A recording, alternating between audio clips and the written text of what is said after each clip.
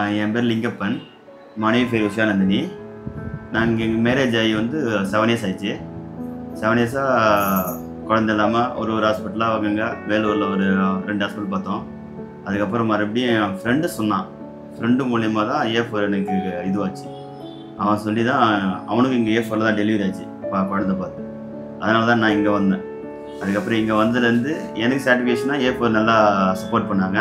என் ஒய்ஃபுக்கும் என்னென்ன ட்ரீட்மெண்ட்டு என்னென்ன செக் பண்ணணும் எல்லாத்தையும் பார்த்தாங்க.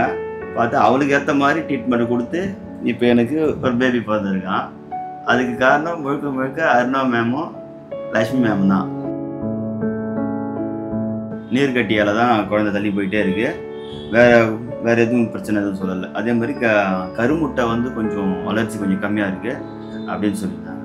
அதுக்காக தான் முழுக்க முழுக்க ட்ரீட்மெண்ட் ஃபுல்லாகவே A4 ஹாஸ்பிட்டலில் நல்லா ஃபுல்லாக சூப்பராக பார்த்து கொடுத்தாங்க. சப்போர்ட்டிவ் நல்லா.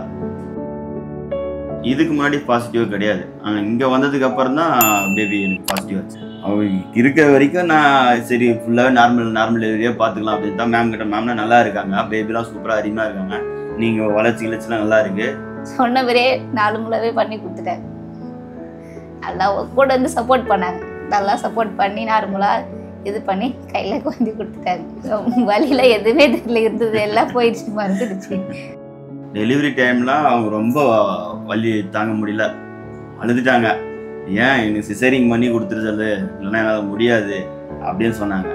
அதுக்கப்புறமா மேம் வந்து சொன்னாங்க, இல்லை நான் உங்களுக்கு நார்மல் டெலிவரி தான் பண்ணி கொடுப்பேன், நீங்கள் உங்களால் முடியும், ட்ரை பண்ணுங்க அப்படின்னு சொல்லி புஷ் பண்ணி அவங்க நார்மல் டெலிவரியே பண்ணி கொடுத்தாங்க.